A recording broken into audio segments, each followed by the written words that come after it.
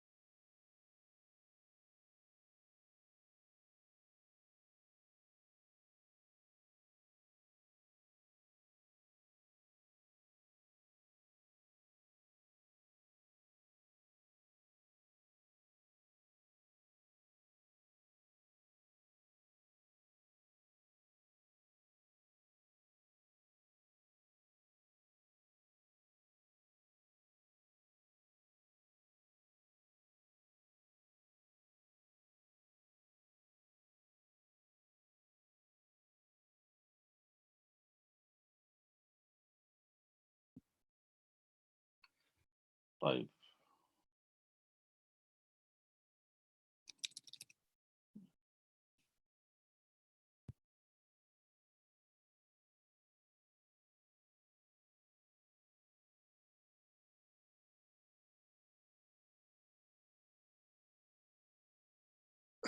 أعوذ بالله من الشيطان الرجيم بسم الله الرحمن الرحيم الحمد لله رب العالمين والأفضل الصلاة وأتم التسليم على سيدنا ومولانا محمد وعلى آله وصحبه وسلم تسليما كثيرا اللهم أخرجنا من ظلمات الوهم وأكرمنا بنور الفهم وارزقنا بمعرفة العلم وسهل أخلاقنا بالحلم وجعلنا مما يستمعون القول فيتبعون أحسنه آمين آمين آمين أما بعد السلام عليكم ورحمة الله وبركاته. So inshallah, today we're going to be looking at this section around the discussion of the insan as being spoken of in the Quran, which we've been doing over the several weeks or months actually. And last time we were here, we spoke about the idea of how the Quran frames test and the way that relates to the insan, right? The whole thing of test, and how the Quran speaks of this word ibtila, right? And it's a very interesting word, and how test is in everything, period. Just being in this dunya is test. No matter where you are in the dunya, it's a test. And to at any point to try and see oneself in a place of security from the test, that is the onset of ghurur. Okay, that's the onset of then leading to a heedlessness. And that's why from last class when we spoke about this is why we now introduce the other character in the Quran, that's the manipulator. Okay, because that's what this is. We know that is the term for shaitan, Iblis, as the manipulator, and that's what he really wants to do. Okay, through this waswas. Okay, through waswas, his objective is very clear: is to offset us, not in our purpose, in our direction, and what should be our overriding objectives and goals to how we want to exist and live, right? And he does it through this, through the mechanism of waswas, from whispering, which we're going to talk a bit more about. In a way of just, inshallah, we'll look at Ibn al-Jawzi. He's got some really interesting, a very interesting depiction of how to kind of understand this concept and the role and the wrestle that's very much going on. Right, the wrestle, this tug of war that is happening, and it's very true that there's a tug of war. There's an inherent tug of war in our state, in our mental state, in our cognitive state. There's an inherent tug of war, and that's something that the insan, no matter where he or she positions themselves in whatever framework, finds that conversation constantly happening. It can be a secular mindset, it can be a religious mindset. Whatever place you put yourself, there is inherently a tug of war, an internal tug of war going on. And this is why we always try to make we need to go back to the Quranic framework of things. The Quran gives such a clear way of understanding that wrestle, that eternal wrestle, as that conversational tug of war that goes on. And this is what this is building up from what we've been doing over the last several months. Okay, so I'm hoping that you're kind of seeing the segue of how this is fitting in to what so much of we've been discussing over the last several months around the verses and the topics. That this part now about the manipulator, what role Shaitan begins to have in this tug of war. Okay, so to just bring that home by way of an analogy or by way of depiction, like I said, Ibn al-Jawzi, he's got a whole book on this, on the idea of Iblis's deceptive role, right? It's a well-known Talbis Iblis, right? And now Talbis Iblis. Now this is, I think it may have been translated into English. I've got a good hunch it probably has, because given the rate that how many things get translated into English, and it wouldn't surprise me if it has been. I don't know for sure, but I'm speculatively saying that. But I think it probably has been translated into English. In any case, we want to look at what he essentially puts down as two words that are the functional result of waswasa. Okay, the consequence of waswasa is the role of becoming mulabbas, right? Is one then becomes deceived, right? Or the other consequence is ghurur. One becomes maghrur, right? So what are those terms in themselves? Well, talbis, he explains as it's giving the appearance to falsehood as though it's the truth. That is what talbis is, and that's one of the primal objective aims of waswasa, is to give, and we're using waswasa here in the most deceptive meaning of waswasa. All right, as you can see, we're using this word as the real objective of shaitan. So if we were to say through this mechanism of manipulation, really, right, where is that manipulation? One is what? In the area of talbis, yeah, and talbis is giving the appearance to things that are false as though they're true, right? Which inherently now tells us what? That as people who believe that we are people who obviously see the truth, or let's put that more accurately, we plead Allah to show us the truth as the truth. Allahumma, this is the dua of the Prophet, Allahumma arina al-haqqa haqqa wa zuqna ittiba'a wa arina al-batila batila wa zuqna ijtinaba. Show us truth as truth and then facilitate for us to follow it. And show us falsehood as falsehood and facilitate for us to what? Stay away from it. So in that as well, there's a very deep question from the prophetic answer of how we're supposed to even understand the concept of truth and falsehood is a prayer. It's a prayer that we're shown that we're shown what truth is. It's not so much as easy as saying you can claim you know it. You can never, and that's really quite, subhanallah, you can't, the idea of claiming the truth is very different to the idea that you have to beg to be shown what it is. But where the interference of talbis is where shaitan wants to what? He wants to get into that window there through the process of suggestion. Now, whisper is how, but it's actually suggesting ideas and notions that then skew the perception. And that's why it becomes Allahumma arina al-haqqa haqqa.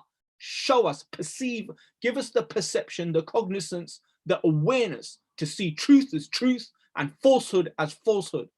And for both of those, the respective responses.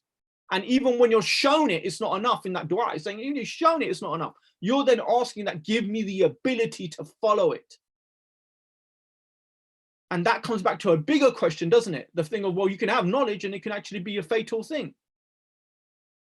It's interesting. My son the other day was reading, he was reading him, alhamdulillah, he picked up Ghazali's beloved, my dear beloved son, right? So he's reading that, and he actually, he's reading, and he just goes, comments, he goes, that's clever. He just goes, that's interesting. I said, oh yeah. I go, what's that?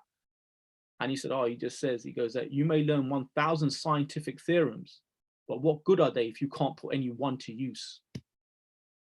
All right. Now the thing is, that's another aspect, right? So you can, it's not, that's why it's amazing. The dua doesn't just stop at saying, show me it. It's actually then that operationalization of seeing it. Now this is where he wants to come in with his suggestions of ideas, and we aid that scenario in some way. Inshallah, when we get through the actual, the actual whole depiction that Ibn Jawzi gives, it makes it really, I think, very quite clear of how they interplay, what interplays, the nafs, the soul, shaitan, and etc. What's going on in that, like we started off by saying, this wrestling, this grappling match, right? So then moving from this, it says izhar al-batil, right? So the one is talbis, if you remember I said, this is one aspect of the consequences of his suggestions, is to go to this talbis, and the other is ghurur. That's the second aspect of how he wants to try and fester, and bring across and yield influence through his suggestions. Ghurur is what? Ghurur is a bit more, ghurur is actually ignorance in such a way that it means believing something corruptive as being sound and something abasing as being good. So ghurur actually has a connection to the result of someone being maghrur is really connected to a lack of knowledge as well, like having a lack of knowledge, right? And it's jahl. It's essentially ghurur is naw'. It's a type of jahl. It's a type of ignorance, right? And what is that? What is that ignorance in? It's in believing something corruptive as being sound and something abasing as good. This is another feature. What is it? That's a feature that shaitan wants to exercise through the assistance of our capricious side, right? He wants to see that outcome through appealing to our capricious side. He wants to see that outcome of us becoming ghurur, and the ghurur entails what? It's that ignorant state of where you start to see things that are corruptive as being sound and things that are abasing as being good. Okay, so that's the two things we want to bear in mind. Then he goes on to talk about something else where he says that Iblis, now this is really the yielding kind of aspect of Iblis, or you could say the efficacy of it, or the efficacy of Iblis is so much contingent upon our own ability, right? And what we mean by that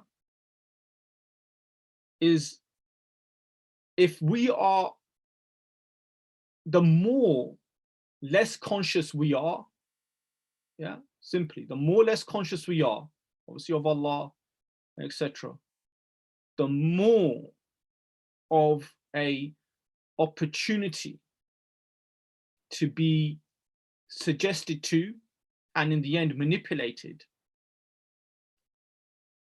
becomes more realistic. So the whole question of this particular exchange, the exchange of this area of shaitan's influencing aspect upon the insan, actually primarily goes back to the insan failing in not exercising what they have been endowed by Allah subhanahu wa ta'ala, in not exercising what they have been endowed with. Okay, so the influencing factor of the shaitan is very much a case of our own either lack of mindfulness, or there being lack of knowledge, etc., that start to make the demonic ideas or demonic suggestions a lot more effective. So then the thing he wants to just say, he says, understand, yeah, that your heart. Now, guys, you guys, I'm hoping most of you here, you understand that we've spent so much time in the initial times of these classes talking about the understanding of the terms heart and soul and intellect and how they can even be synonymously all said of in one go, you know. So I'm not going to obviously go back over this, but he now says quite simply that وَعْلَمْ أَنَّ الْقَلْبَ كَالْحِصْنِ. He says, understand your heart is the stronghold or is the fortress, right? Your heart is a fortress. Your heart is a fortress, and the fortress has a surrounding protective wall, right? Your heart is this fortress, and around that is this protective wall, yeah?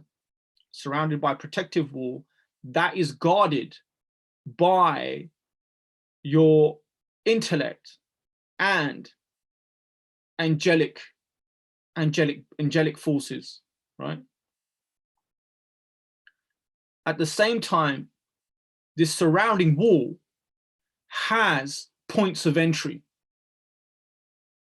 He refers to as abwab, as doors, right? And the guardians of those is the intellect. The guardians of that surrounding wall is the intellect and angelic forces, which communicate.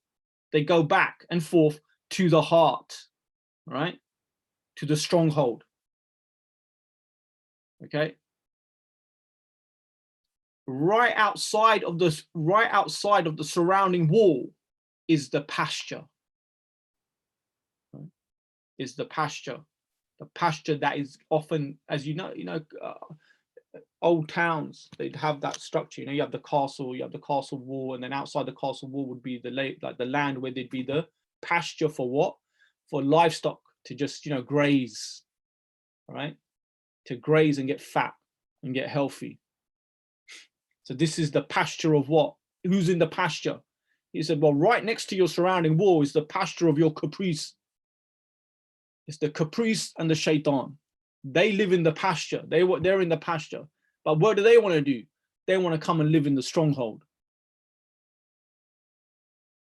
And what's that? How do they go about doing this?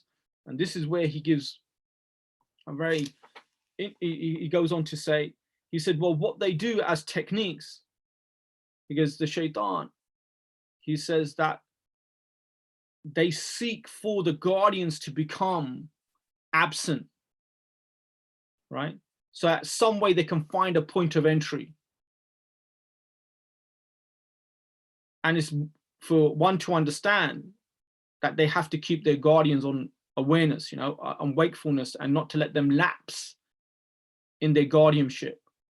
He said that Hassan al-Basri was asked a question, does Iblis ever sleep? And Hassan al-Basri said, "Law nama la wajadna raha." He said, if he were to rest, then we surely would have found some respite, right? So the heart itself is illuminated, right? The stronghold, the heart itself is illuminated by remembrance and iman. Now, remembrance in its most broadest meaning, okay? Fasting is remembrance in that sense. Sadaqah's remembrance in that sense. Any act of righteousness this is what we're saying by this term dhikr here. Doesn't specifically mean dhikr as in, as litanies, okay? Any form of righteousness is the illuminating source for the heart, right? And that's also illuminated by the meaningful understanding of iman. As a result, this heart comes with a mirror, right? It comes with a mirror, a polished mirror, okay? That reflects truth. It's basically the mirror that reflects all that is truth. And what the shaitan tries through the acts of suggestion and whispering from the position of the pasture is what? He says he sends up smoke, dukhan, right? He sets up these small fires, right? That give off the smoke. And the smoke is intended to what? It's intended to make things murky. It's intended to basically mask out or cover up the mirror. All right? To cover up the mirror, mask up the mirror. So the mirror no longer has that cognizance and that clarity of being able to see truth, understand the truth, follow the truth as well, right? This is the first plan that he needs to do, is to create some kind of distraction, some kind of what? Masking, so that then the next opportunity can be taken or availed, which is what? To find a point of entry. Because to create a masking at that point is more significant, because then the communication doesn't happen between the heart and the gods. So if that can get a bit broken down first, then he's already weakening the guardians of that stronghold, right? Which is the front of that wall, that surrounding wall. He's getting in between that by first trying to create some form of distraction, some form of masking at the core, right? And then he tries to avail his opportunities, you see. He tries to do that by then seeing where have potentially, as a result, has that led to some of these, those guardians at the front falling asleep. And if they're falling asleep at the positions they're meant to be guarding. So by extension, using another analogy, that finding Ghazali and others as a way of understanding the points of entry on this surrounding wall, those are the limbs, right? Those are the limbs, the eyes, the ears, the hearts, the hands and the feet, your hearing, the tongue, right? That need to be, they need to be marked, they need to be guarded. And if they're not, they'll open themselves up into frivolity or into things that are not right, that are not pleasing. And by doing so, that's the entry now. That's a big entry point for them to now what? To begin to get even more to where they want to get to, which is an entire masking of the situation, right? Where the guards can't function. They become so debilitated because they're caught up now, not defending out or keeping out what is there to stay out, which is more like a haris, yani. They're more, when things are functioning right, the intellect and they're not in a fight. They are literally the term, they're on guard. They're just awake and they're mindful. They're on guard. They're not fighting. If you're fighting, things are already in a situation where things have got in. You see what I mean? Now you're in a fight. And that's not the end of it. That's easy it's easy to overcome that. That's where you have isti'adha. You have refuge in Allah. And that is what it's like almost like dropping the most, the heaviest bomb on the situation. That is it. Isti'adha, refuge with Allah, asking Allah, and khalas, that is it. Your walls are back up, right? So I want to, coming to the thing that I found, what he also says, because I found this was a really interesting anecdote where he kind of hits home. He hits home what we're trying to say in the manipulative forces of shaitan working alongside our capricious aspect. And he brings an anecdote from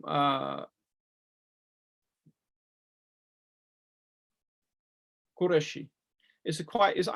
Anyway, he talks about a man. I'm gonna translate it, and inshallah you'll get what it is, and then you'll see what it is. So it's a narration from Mubarak ibn Fudala and al-Hasan.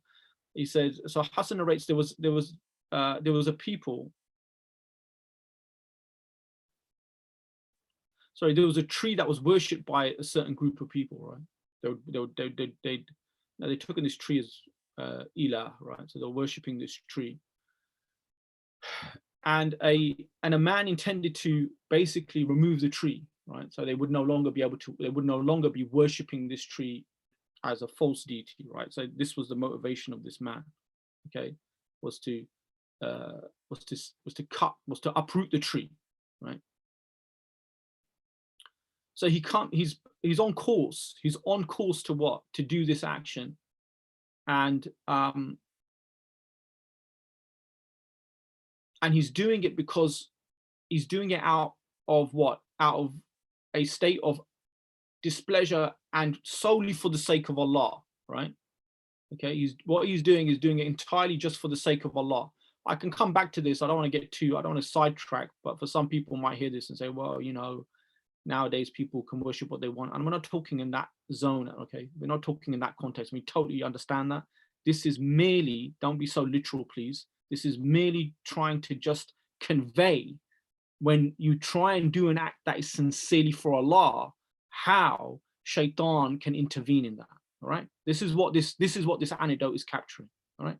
So don't get too literal in analyzing this, please. Okay, because it's not advocating this in an absolute sense. All right. So this man's he's going to uproot this tree of disbelief, right? That they've given out. And so he's doing it is pure intented. He's got pure intentions. It's only for the sake of Allah. And he's en route. He's en route to do it. And Iblis comes in the form of a man in front of him. And he says, what are you doing? He says, what do you mean, Muhammadin? He said, I'm going to go and uproot that tree that these people are worshipping other than Allah. He says, وَقَالَ إِذَا أَنْتَ لَمْ تَعْبُدْهَا. And look what he starts by first reason. First reason, he says, well, you're not worshipping it. What does it hurt you? That's his first reason to him. Because it doesn't harm you. So what's your problem? Right? He says, so what's your problem? It doesn't hurt you. You're not worshipping it. He said, and he just replies by saying, I'm going to uproot it. Then Shaitan responds by saying, look, how about this? How about you're offered something better than the idea of you and uprooting it? And he goes, what's that? He said, a promise that every day from this day on, you will find 2 dinars under your pillow.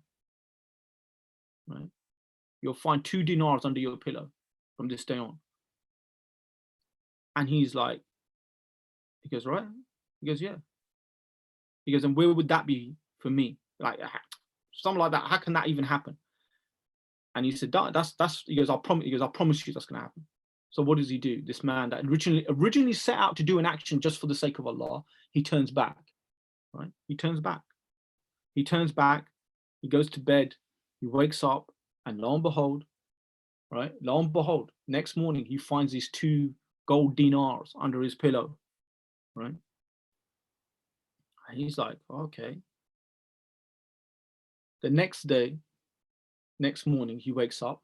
There's no gold dinars. There's nothing. And so he now returns to his enraged state that he was, or his displeasing state, I should say, rather, of wanting to what? Uproot the tree. So now he sets out to uproot the tree. Yeah. Now he sets out to uproot the tree. And as he goes to uproot the tree, he meets Shaitan again. And in the form of a man, he recognizes a man. And now what is he saying to the man? He's saying, you're a blagger. You're a total blagger. You said that, and this is it. You're a liar. And now I'm just going to take that tree. Now I'm going to uproot it. And you know what Shaitan says? He goes, first, he goes, do you know who I am? And he said, no. He said, well, let me tell you. He goes, I'm the devil himself. And then the Shaitan was able to strangle him. And why was that now? He said, because now, when you first set out, you did it just for God. Now, when you set out for dinars. He said, now I had a yielding power over you. Because, but before that, because I couldn't touch you. Because I couldn't approach you in that way. Because, but now your motivation, your anger's over dinar. It's not because it's a displeasure of Allah. And that is in essence, that antidote is in essence serves really what is being captured there is how manipulative Shaitan is, 1, and 2, that manipulation, when it becomes a yielding force, it comes back to our own question and introspectiveness of why we do things and what we do them for, and always asking Allah to protect us from the beguilement of Shaitan and his ways, you know, and to do things inshallah only for his sake. Thaqib. Inshallah, I'm going to stop here. It's already about 2 o'clock. Is it 2:30? When do we start? 2:30, right? We're going to go to 2. Okay, we'll take a I was already spoke to Nisar that I was planning to do a smaller session. I've got quite a few things going on. I'm happy if there's a few questions, if people want to type up or say something, or I mean, send them in, and then we can look at it like that. I know we've looked literally at this. We haven't even spoke briefly on the ayah actually. But yeah, I think the waswasa aspect is simply that suggestive force, right? Of how Shaitan does that. And ultimately he will do that bespoke. He has bespoke suggestions, right? He's not, there's a generic of how you're going to go about doing it. And that's what we've kind of already spoken about, right? That is how he goes about it. But then he's going to be very bespoke because he knows, he's very aware of our behaviors from observation. And from that, look, they do that right now, algorithms. Look at what it is, right? Algorithm reading. What is that? It's crazy. I mean, you think about it. Heuristic methods. This is what they use now, right? In Google and places like that. Heuristic methods, right? Where they don't want you to overthink. They just want you to act on impulse, right? You can look, and this is exactly, and this is Shaitan, man. He's, when it comes to being equipped with that type of knowledge, he's on a different level, him and his aides. So we shouldn't overly empower, we don't empower him for sure, right? That's one thing. We never empower him. But what we do, we do recognize that is his forte. And we don't give him any empowerment, none whatsoever. Right? We only, when it comes to any notion of efficacy, it's only Allah, right? It's only Allah, and he is absolutely nothing. Okay, there's no efficacy from Shaitan himself. Let's just, this is why Allah curses. Remember what we spoke about la'na. He's expelled from Allah's rahmah. La takhadhanna min ibadika nasiban mafruḍa. Right? This is what he wants to do. He wants to take a share. Now, this is the point that's really interesting. Look at this, yeah. This actually, I should actually do this because this is really based upon what we just all said about talbis and ghurur. Look at this. This is his areas, right? Lead them through what? Vain desire. وَلَأُذِلَّنَّهُمْ وَلَأُمَنِّيَنَّهُمْ وَلَآمُرَنَّهُمْ فَلَيُبَتِّكُنَّ آذَانَ الْأَنْعَامِ وَلَآمُرَنَّهُمْ فَلَيُغَيِّرُنَّ خَلْقَ اللَّهِ وَمَن يَتَّخِذِ الشَّيْطَانَ وَلِيًّا مِن دُونِ اللَّهِ فَقَدْ خَسِرَ خُسْرَانًا مُبِينًا عِدْهُمْ وَيُمَنِّيهِمْ وَمَا يُعِدُهُمُ الشَّيْطَانُ إِلَّا غُرُورًا. You see, the ghurur. See that? So this is the first part. You look at the thing here. He's attacking what become self-interests, and he uses that as a way of manipulating us from the point of doing things that are supposed to be, or ideally we try to always do them only for Allah's sake. And that's quite important, because that, if you look at what we spoke about, or that analogy or that anecdote we just gave, what you noticed there, which was really concerning, is it's not about the action then so much, is it? The guy was still going to do the same thing, right? So the actions are always important, and we must always remember that they're not, you can't split the two things. We always have to do things, right? And we always need to do them with utmost sincerity. You can never play one off with the other. It's not, it would have, for that man to have done to turn around and say, well, then I'm not going to do it. Shaitan's one of that situation as well. Your nafs is one, because now you're not doing the good that you should be doing. So this is the point I was trying to get across, is that this is why we are in the constant grapple. It's a constant grapple between what happens to our state as Allahumma salli Muhammad, in this inward wrestling that goes on. And upon that, I found it very interesting. Suyuti has this work on musara'a, on wrestling, on actual wrestling, right? It's collated hadith, very interesting hadith. And in there he has a hadith that speaks about a sahabi, that this is now talking in the metaphysical realm of reality, that pinned Shaitan through wrestling. And I think that's just, I think that says so much. He didn't strike him with a sword. He didn't roundhouse kick him in the head, or left hook him, or uppercut him, or something like that, or down him with a check left hook. He took him out and he choked him. And that says so much about, I would say, even the parallelism with actually the art of grappling itself. It gives you a real understanding of chess and how you always need to stay a while. You need to be in your moment. Otherwise, you get tapped out.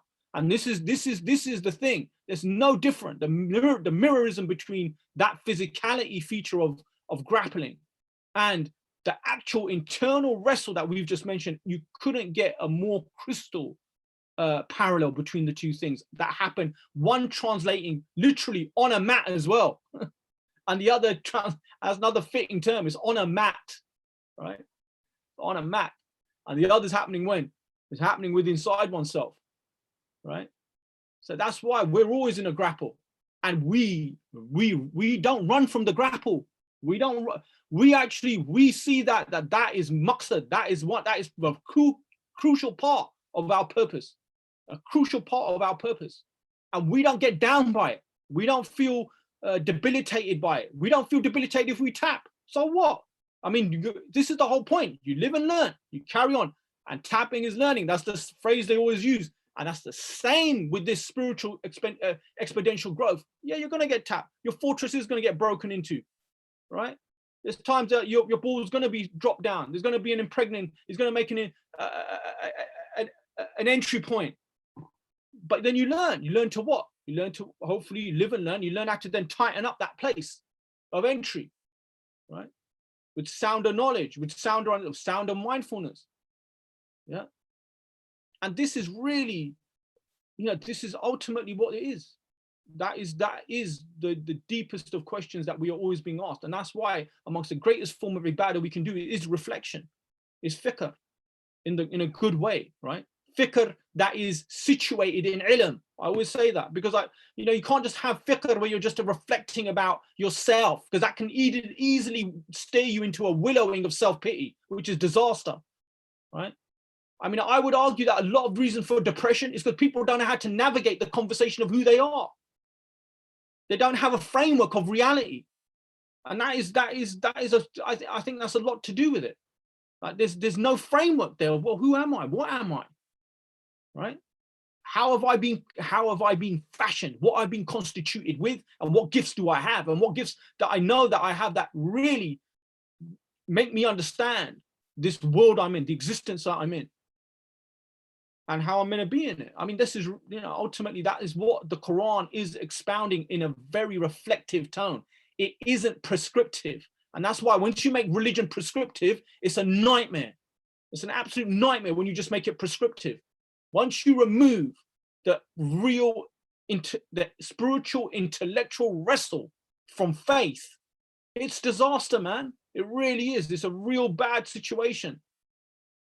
It doesn't help. It doesn't help. I mean, yeah, I'm not going to say that. I'm going to be really careful. I mean, I don't want to say that, inshallah, there's always khair in the khair. There's always khair in khair. You've got to be very clear about that.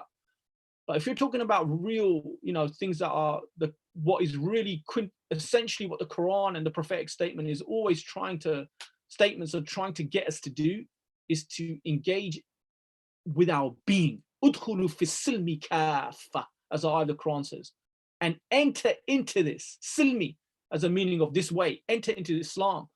Udkhulu fi silmi kaffa. Enter into this in an entirety, from a point of entirety. Where's your entirety? Where is it? It's what you are inside you. Is the first place of your entirety. Everything around you informs you of that somewhat, but ultimately it's what you are inside. Yeah, the meaning of that is really the core of where your entirety is. That's what we're being asked to do that, and we're being asked to do that very intelligently as well, because we're being told to be mindful. Well, there's going to be these obstacles. There's these things that are going to be in your path that are going to want to not let you do that. They're going to get in. They're going to really, make it difficult. And what do? We don't start like willowing into. We don't back off and just say, "Oh, no, I can't do that. Oh my God, no." You do what you can, and you do with you do what you can. That is the thing. No, everyone's got different levels. We totally get that. But you for yourself can do what you can, and to be sincere that you're doing what you can to the best of what you can is as much as what you can do. And that is it. That is really it. No one's going to come around and start comparing any one of us to Imam Ahmad ibn Hanbal or Imam Shafi'i in what they can do and what we're doing. We draw inspiration because they set the precedence of what can be done. And we don't pull that bar down just to suit ourselves. But the reality is what? And that's the reality on the ground and where we are, is that we're just khalas. What we're going to do? We're going to have to just, you know, we've got to focus on it on a real level, you know? If you're seriously obese and overweight, right? Well, your struggle is not going to be the same as the person who's already, you know, pretty much, you know, a prime athlete. You know, it's a whole different struggle. But yet both of them set bars that are going to struggle them. Do you see what I'm trying to say? And that is the relative aspect of it all. Because it's about trying, it's always about trying to improve and not expect everyone to be the same in that. That's what's really important here. But equally as well, it's important that you just don't pass people off as, oh, it doesn't matter, khair, khair. You know, sometimes that word khair is really like not used accurately. It becomes almost like an excuse statement, khair, khair. No. And that's when you have good friends and right people who you tight with and they know you well, they don't give you the khair line. And they don't give you that easy. They should be, this is the whole thing of company as well. They'll tell you, no, hold on a minute, man. What are you playing at? Well, not so much what you're playing at, but in tasteful ways as well. And in good ways, they'll remind you, say, hey, look, what's going on, man? So this all comes, all of this begins to relate. This is what I'm saying. It's not just an isolation of, oh, we've got shaitan, and then that's it. No, there's a whole that all fits in to the whole matrix of how the Quran discusses the human being in the Quran, and the facets and the capacity and the qualities that the human being's been endowed with. Yeah. Khair. Right. Off. Sorry, Ustad, there's a few questions that have come up on the screen. So one of the questions was around responsibilities. So the responsibility of self and then our protection against shaitan. How do we square that, i.e. when we should be taking responsibility for ourselves and not blaming shaitan, or blaming shaitan overly and not taking responsibility for ourselves? How do we strike that balance? Okay, Bismillah. Okay, the first thing is that whenever you think if you begin to think that by ascribing your error, your slip, your mistake, you know, your dhalla, as they say, or zalla, you ascribe that primarily, if you ascribe that primarily to the suggestive influence of shaitan, you are dangerously deluding yourself.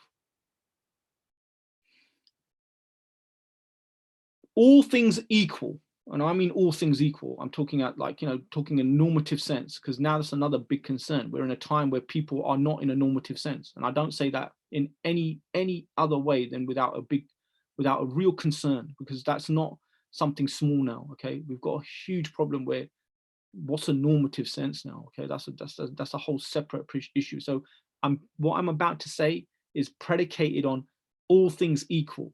All things equal, the insan has full agency from Allah, right? Not to become victim to the suggestions of shaitan. Therefore, when one notices that has happened, it's hands up. You raise your hands and you just say, right, you know, it is what it is. Making tawbah, turning back to Allah, rectifying that. That is what it is. At no time are you needing to, anytime you're thinking you've got to actually question, was that shaitan or was it me? I'll tell you what, it's you. End of. There's no like, because we don't empower the shaitan by ascribing to him an independency of influence. I want to say that again because that's really important. We do not empower shaitan by ascribing to him any type of independency in his function, right, in his influence. Therefore, when we fail, we always see it as we take ownership and we turn to Allah for help. So at no point are we having a trilateral conversation. It's almost like you end up identifying, yeah, okay, I got tripped up there, khalas, irrelevant. You're irrelevant. He's irrelevant. He is utterly irrelevant, right? Direction is now what? I'm back to looking at Allah. I'm back to talking to Allah about this. I'm back to trying to get myself straight in a way that I know that Allah subhanahu wa ta'ala is watching me, observing me, right? So that is the thing here, right?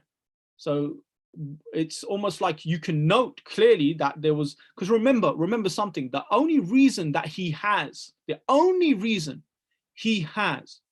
a certain persuasion with you in the way that he does is because your caprice, the thing that you are responsible for, right, in every way, your own caprice, right, has given the messages and affirmations for him to manipulate you in that direction.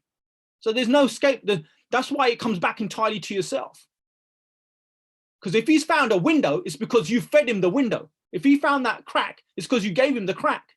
He didn't make the crack up. He didn't get that crack in the fortress, in the wall, or in the surrounding wall. He didn't get that. You gave him the crack. So that's why it just comes back to you and Allah. And his role is like he's on the peripheral. He is literally in the pasture. He's out there. That's all he is. He's in the peripheral. But yeah, this is where if we're not mindful of that conversation in this way, then yeah, he'll take up abode, la samahallah, and some people right in the middle of their heart. And that's it. They erect camp and everything else. They are running amok. It's a full-on carry-on. This is what happens with so many astaghfirullah in this zaman that we're in. Right? The sharr nas, the sharr of nas. What is sharr nas? What is that? Surah An-Nas. What is sharr nas? That is that, man. It's these people that have literally like open house. It's like let him come in, set up camp, not just set up camp, like literally like build skyscrapers and everything else. Right? They're having a full-on party in there. Why? Is because there's no reference there of anything, and that's a very dangerous. And you remember we spoke about fitrah. That's where the fitrah just becomes it becomes really murky in that situation. Yeah. So there's a question I'm not quite clear on it myself, but maybe the brother on YouTube can clarify. So does that mean Google is a form of shaitan with the algorithms involved? I.e. bespoke advertising using our internet usage. I've just out of courtesy, I've extended that question. I'm not quite sure what was meant by that question. Allah is equal. Oh, sure. Okay, barakallah feek. Okay, first thing. Okay, look, yeah. Let me just, I don't know, the brother, I assume it's the brother because that's what I heard it as, who sent that question, alhamdulillah. Allah preserve us and preserve you. I want to just be clear. I'm not saying Google shaitan, right? Let's just be stuck. I was just trying to make a point by talking about it, is that there's mechanisms that now algorithm readings, right? That are so they've got it, they're getting it more and more advanced, let alone with AI now and all the thing that what I was just trying to say is that the insan through technological mechanisms is mapping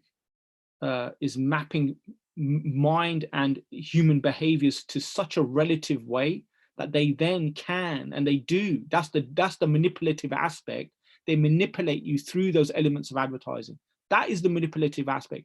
And I was just trying to say that now that is insan in what shaitan's in the ghaib. He's in the unseen. I mean, that's just in itself like a whole different level, right? So that is all I'm trying to say. Now, as far as the whole thing of now, like how these I'll say this outright, and I'm gonna say it here. I'm very concerned post all this COVID thing, what type of measures the government's gonna start bringing in to communities and cultures or societies. I'm very concerned about that. Like, I mean, I was just listening just earlier, they're already talking about we may need to just lock down entire areas just by saying you can't go out. This is like, that's like, okay, there needs to be a bit more deliberation now on what are you proposing here now? You see what I'm trying to say? And that's concern. That for me is really concerning. It's like, when you hear that type of rhetoric already being spouted out as the future proposals of lifting this situation, is almost effectively at a call of a button, they can flip things back into a state of right. You're back in like a state of sitting down again. that is, or you know, that's concerning. You know, that was for me anyway. I think that's interesting, right? Now, people who know me, and I think most of the people on this lesson do, they know full well that I'm totally anti-conspiracy, all that stuff, right? I can't stand it. I think it's just, a lot of it is hogwash and just, yeah, it's just a waste of time. But naturally there's some genuine real things that are, you know, they're not like, you know, and I'll say it here, and 5G, the cause of coronavirus. If you're one of those twits that thinks that, yeah, I swear, yeah, God help you. Wallahi, Allah help you on that. I just don't even know where to go with that. But if you're going to say to me, yeah, 5G has real negative effects when it comes to electromagnetic fields, that's something different now. You understand? That's something different. I'm not talking here. That's something else. And I think there's some very interesting questions around that. I mean, the whole negative influence of electromagnetic fields and radiation fields per se is a very serious question. It is a real serious question. But people are just trying to make out, oh, that's coronavirus. Please just don't, you know, it's just like, that's just having some intelligence of being able to source our arguments to where they need to be is part of the sagacity of a believer, right? The believer is always trying to find the root of where the issue lies. And to do that is always looking at it from the theological, Quranic framework. And that framework, as explained and understood through our scholarly tradition, that's a very important point, yeah, really gives you something very, very powerful in being able to have Furqan, just like what the Quran is, to have discernment. And I can assure you, wild conspiracy stuff is nothing to do with Furqan. It is not, right? Absolutely not. You know, doesn't help, and it's just, yeah, it's just it's actually quite dangerous. You know, can be, definitely. Again, in this time. طيب. Inshallah. That's all, Ustad.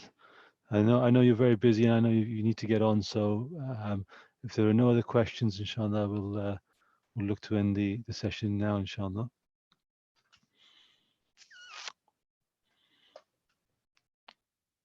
Jazakallah khair, Ustad. Thank you.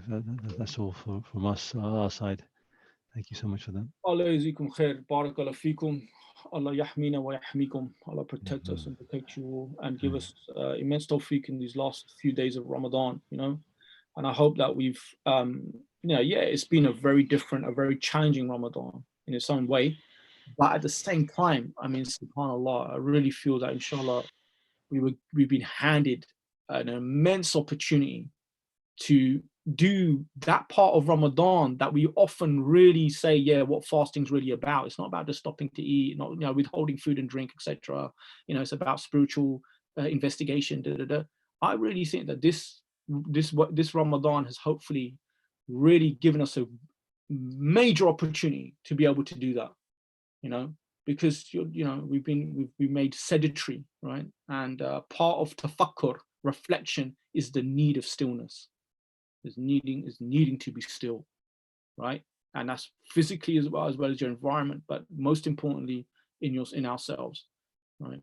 So inshallah, the last few days I will definitely be request du'as from each other, that we inshallah, you know, we benefit each other with our du'as. Allah give us tawfiq, and Allah accept our, you know, our fasting, praying, and the acts of whatever good that we've tried to do in this time, and we've done it only for His sake. So I'll accept it from us and yourselves. Jazakumullah khair.